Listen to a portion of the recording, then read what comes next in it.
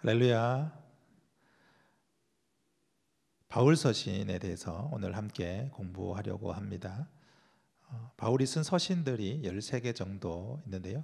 그 13개 정도에 되는 그 서신들을 통하여서 하나님의 역사가 어떻게 이루어졌는지, 또 바울을 통하여서 흩어져 있었던 교회 공동체를 향한 마음이 어땠는지에 대해서 함께 개론적으로 알아보고, 또 그 말씀들을 기억하면서 여러분들이 성경 읽기로 나아갔으면 좋을 것 같습니다. 바울은 사도행전에서 나와 있듯이 사도행전 1장부터 10장까지가 베드로에 대한 사역에 대한 이야기를 썼다면, 11장부터 마지막 28장까지가 바울의 사역에 대한 이야기를 쓰게 됩니다. 이 바울의 사역의 내용들을 살펴보면 전도 여정 중으로 진행되고 있는데요, 1차부터 5차까지 전도 여정을 했다라고 대부분의 학자들이 고백하고 있습니다. 그래서 그 1차부터 5차 사이에서 이루어졌던 대부분의 교회를 향한 마음들을 가지고 썼던 서신들이 바로 바울 서신이라 이야기합니다. 연도별로 보면 AD 48년에서 AD 68년까지 바울이 순교하기 전까지 계속적으로 교회 공동체를 세워나가기 위한 마음으로 편지를 쓴 서신들이 바로 바울 서신에 해당합니다. 그래서 1차부터 5차까지의 내용들을 살펴보면서 그 중간중간에 어떤 서신들이 쓰여졌는지에 대해서 오늘 함께 나누고자 합니다. 첫 번째 바울이 제일 먼저 쓴 서신들은 갈라디아서라고도 하고 데살로니가 전서라고도 합니다. 대부분 학자들의 사이에서 여러 가지 그 의견들이 있지만, 그러나 그 중에서 요즘의 이야기로 들어보면 이 갈라디아서가 더 먼저 쓰여졌지 않은가라고 생각하는 그런 학자들이 많이 있습니다. 갈라디아서 같은 경우에는 에베소에서 쓰여진 서신입니다. 실제로 에베소에서 쓰여진 서신은 원래 고린도 후서와 로마서가 쓰여져야 되는데, 이 갈라디아서는 그 에베소 공동체를 세워나가다가 그 갈라디아라는 교회 공동체를 향하여서 먼저 쓰게 된 내용이 이 갈라디아서입니다. 그래서 AD 48년에서 50년 그 사이에 갈라디아 교회를 향하여서 편지를 쓴 내용이 바로 이 갈라디아서입니다. 두 번째는 이 사도행전 16장에서 18장 그 사이에 쓰여진 서신들인데요, 이 고린도를 지나다가 이 고린도를 지나면서 바울이 이 데살로니가를 지나서 고린도로 왔기 때문에 고린도를 지나고 있을 즈음에 데살로니가에서 들려오는 소문을 듣게 됩니다. 그래서 그들이 걱정하고 염려하는 것이 무엇이냐면 주의 재림에 대하여서 염려하고 걱정하는 것을 보게 됩니다. 그래서 이 바울이 고린도에서 이 데살로니가 교회 공동체를 향하여서 주의 재림에 대한 내용들을 가지고 쓴 서신이 바로 이 데살로니가 전후서입니다. 전서를 먼저 쓰고 난 다음에 이 재림에 대한 내용들을 썼는데도 불구하고 이 데살로니가 교회 공동체가 거기에 대하여서 확고한 신앙들을 가지지 못해서 다시 한번 데살로니가 후서를 쓰게 되는 것이죠. 그것이 바로 데살로니가 후서에 대한 내용들입니다. 갈라디아서는 이신칭의에 대한 내용을 썼거든요. 어떻게 하면 구원을 받을 수 있을까에 대한 그 구원에 대한 내용에 대해서 이 갈라디아 교회를 향하여서 믿음으로 구원을 받는다라고 설명하고 있습니다. 바울이 중점적으로 이야기하는 것은 믿음으로 구원을 받는 것이죠.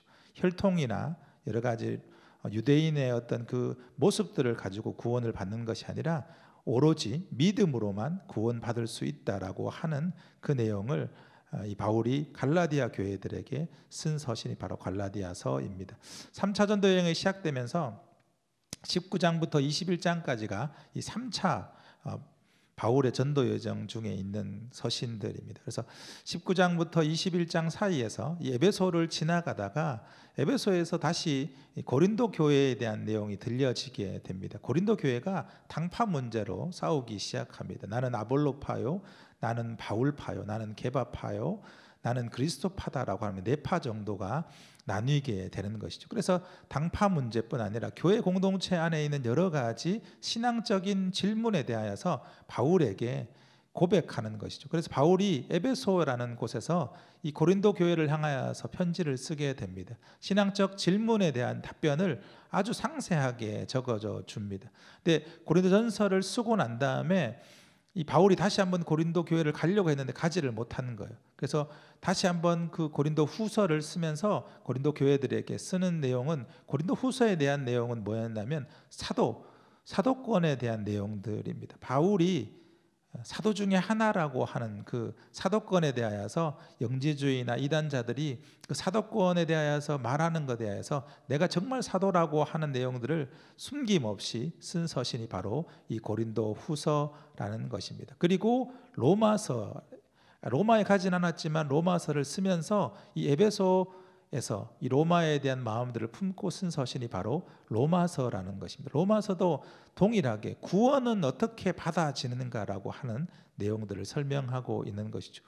여러분, 구원을 어떻게 받아집니까라고 우리가 오늘날 생각할 때는 쉽지만, 그러나 이 로마 교회 공동체 안에 있는 사람들은 구원에 대한 마음들이 별로 없었기 때문에 그 신세대로 이야기하는, 신도시로 이야기하는 그 로마 사람들을 향하여서 구원은 어떻게 이루어지는지, 또 나중에 자기가 로마에 가서 복음을 전해야 되는데 그 전할 마음을 가지고 썼던 서신이 바로 이 로마서입니다. AD 한 54년에서 57년 그 사이에 쓰게 되는 것이죠.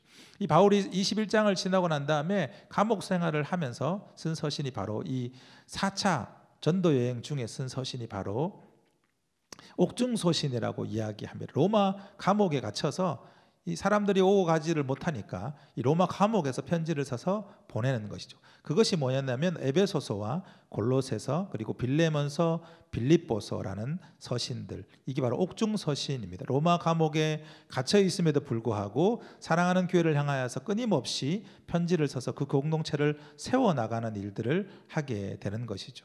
자, 에베소서만 다시 한번 하겠습니다. 4차 전도 여정 중에 사도행전 22장에서 28장까지의 내용들 중에서 4차 전도 여행을 시작하게 됩니다. 근데 이 4차 전도 여행이라고 하는 것은 전도 여정 중에 있는 것이 아니라 로마의 감옥에 있을 때 쓴 서신들입니다. 로마의 감옥에서 이 교회 공동체의 여러 가지 소식들을 들으면서 그 소식들에 대하여서 설명해 주는 것입니다. 첫 번째로 에베소 교회를 향하여서 바울이 편지를 쓰게 됩니다. 이 에베소 교회는 신앙적인 가르침에 대해서 이야기합니다.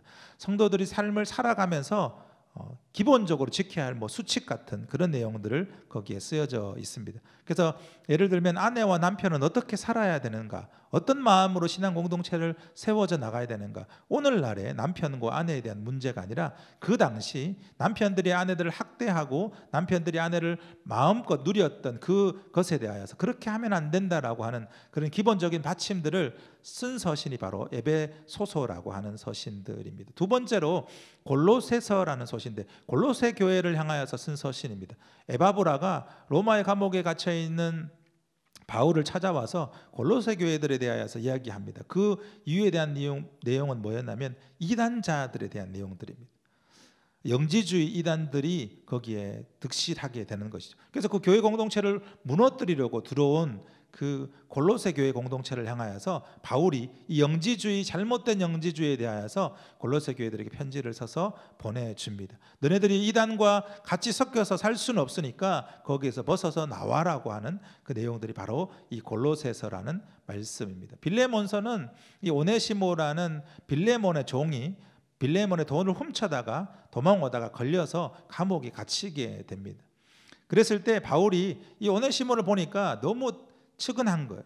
알고 보니까 어쩔 수 없이 그렇게 할 수밖에 없었던 그 내용들을 쓰게 되는 것이죠. 그래서 오네시모를 통하여서 편지를 써서 빌레몬에게 보내줍니다. 그리고 빌레몬에게 요청하기를 용서해 주라고 하는 것이죠. 왜냐하면 이 바울이 빌레몬과의 관계가 너무 뛰어나기 때문에 용서해 줘라라는 그 내용들입니다. 왜냐하면 주인이 종을 이제 용서할 때가 되었다라고 하는 그 내용을 가지고 있는 것이죠. 그것이 바로 골로새서 말씀입니다. 그리고 빌립보서 말씀은 이 바울이 로마 감옥에 갇혀 있는 동안에 이 바울을 끝까지 공개했던, 끝까지 쓸 것을 채워주었던 교회가 어떤 교회였냐면 빌립보 교회입니다. 그러니까 바울의 입장에서는 이 빌립보 교회가 너무나 감사하고 충만하고 능력이 많은 교회로 보여줄 수밖에 없는 것이죠. 그래서 이 바울이 이 빌립보 교회를 향하여서 너네 공동체는 이런 공동체야, 늘 기쁨과 충만한 것이 넘쳐날 것이야 라고 이야기하는 것입니다. 우리가 잘 알고 있듯이 쓸 것을 채워나가는 그런 내용들을 가지고 있는 것이죠. 할 수 있거든 무슨 말이나 믿는 자에게 능치 못할 일이 없을 거라고 하는 그 내용의 내용처럼 이 빌립보 교회를 향하여서 끊임없이 응원하고 그들의 기쁨과 충만함이 다른 교회 공동체까지도 흘러나갔으면 좋겠다라고 설명하는 것이 바로 이 빌립보 교회입니다. 그래서 이 빌립보 교회를 통하여서 빌립보 교회가 아름답게 세워져 나가기를 소망하는 그 내용이 거기 4차 전도에 있습니다. 그리고 이 로마 감옥에 있으면서 로마서를 감옥에 있을 때 끝납니다.